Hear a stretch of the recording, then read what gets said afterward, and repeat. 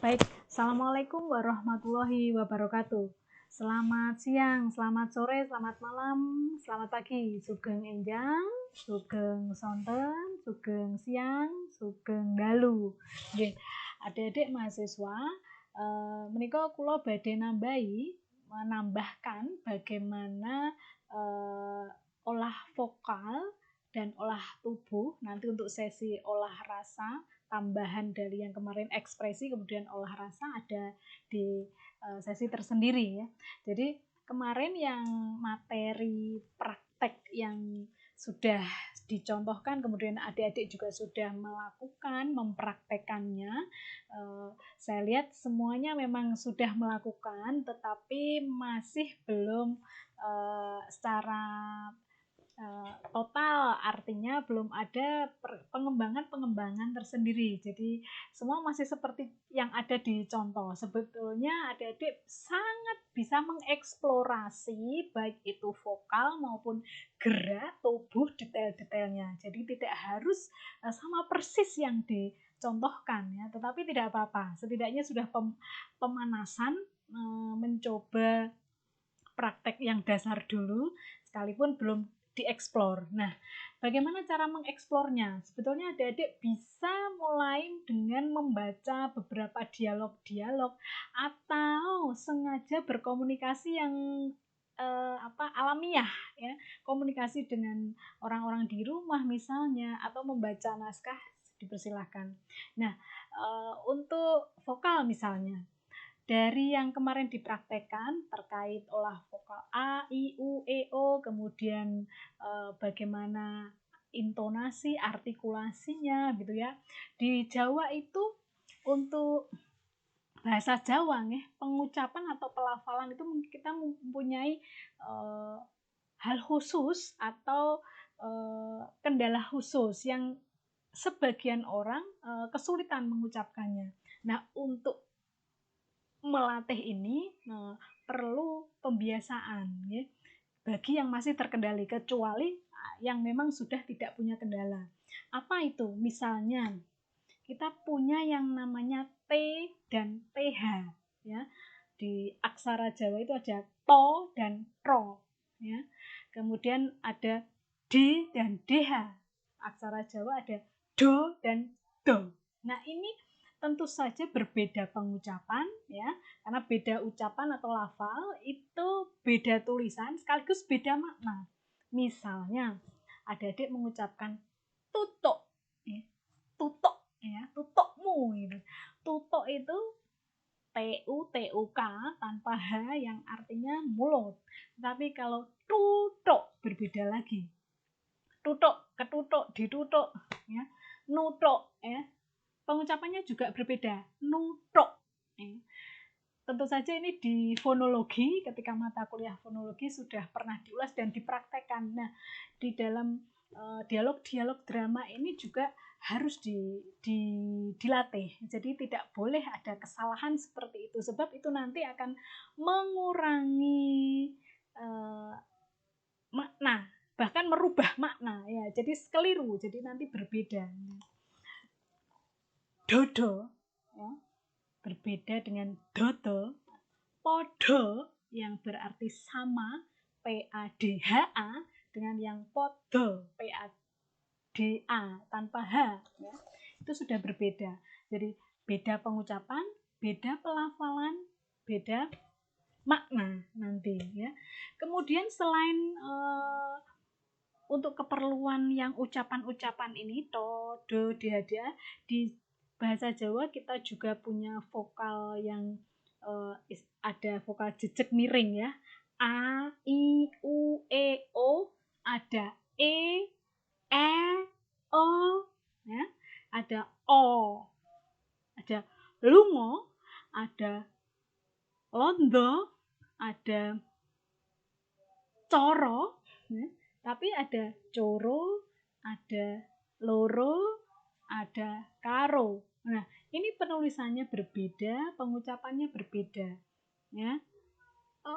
Maknanya juga kan pasti berbeda, ya. Jadi mohon hal-hal seperti ini diperhatikan. Kemudian juga intonasi, artikulasi ya. Adik-adik bisa mempraktekannya supaya lebih terasa itu dengan mencari dialog-dialog. Jadi kemarin baru pisah-pisah ya, lungo, lungo, lungo ya. Sekarang mencoba misalnya, kono sing podo pengen lampus, kono sing do pengen kalap, aku pilih nyekseni weruh mbahne ya. Kono ya. Kono tulisannya KANA ya. Sedangkan berbeda lagi karo kono disekecake, wis kono disekecake ya. Kono ya. KONO, kono. Berbeda. Anakku wis piro? Loro. Tulisannya di naskahnya LARA. LORO, maaf ya. LORO, loro ya. Anakmu piro? Pironya ini PIRA ya. Dijawab loro atau loro. Ini sudah berbeda. Kalau dijawab loro artinya sakit, LARA. Tapi kalau dijawab loro, LORO. Nah, ini pengucapan pelafalan seperti ini akan sangat berpengaruh terhadap pembacaan dialog nantinya ya. Karena akan mempengaruhi maknanya, apalagi kalau sudah jadi kalimat, sudah menjadi satu kalimat, pelafalannya keliru, intonasinya juga kurang tepat, jeda atau pemenggalannya juga tidak tepat. Nah, ini akan menjadi ya jadi buyar ya suasana atau isi dialognya menjadi tidak lagi relevan, tidak sesuai dengan isi yang dimaksudkan. Maka perlu sekali dilakukan pembacaan terlebih dahulu atau dilakukan latihan. Nah, salah satunya yang nanti pada materi berikutnya yang akan saya buat medianya, saya akan sampaikan yaitu dramatic reading ya. Jadi tidak dengan menghafalkan, tidak harus di atas panggung, tidak harus dengan properti yang lengkap, tetapi melibatkan semua emosi, semua ekspresi dengan dramatic reading. Itu tambahan untuk yang kemarin ya, yang olah vokal atau latihan dasar untuk dialog. Ya, jadi sebenarnya bisa diekspor dengan membaca.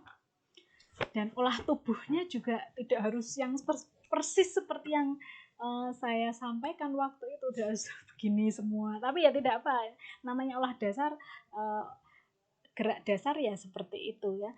Termasuk gerakan-gerakan senam pemanasan itu juga penting ya. Jadi tidak harus gerakan yang meliku-liku seperti tidak, tapi gerakan-gerakan senam itu juga sangat membantu dalam olah tubuh ya. Jadi bisa pemanasan kanan kiri gitu ya. Karena setiap pagi olahraga ya. Jadi walaupun daring jangan lupa setiap pagi olahraga ya. Setiap pagi olahraga, olah tubuh biar sehat, tidak harus menunggu dalam ketika mata kuliah drama ya. Jadi olah tubuh, rajin olahraga itu penting. Saya minta panjenengan ketika melakukan kegiatan di rumah itu nikmati seperti kita sedang melakukan olahraga ya. Detail-detailnya dinikmati. Misalnya sedang cuci piring, membantu ibu asah-asah ya, dinikmati detail-detailnya itu ya. Nggak apa-apa dianggap lebih, namanya sedang pendalaman karakter, dan itu akan mengasihkan sekali ya. Jadi tidak sambil mencucu gitu ya, tapi dinikmati, nyuci, membilas gitu.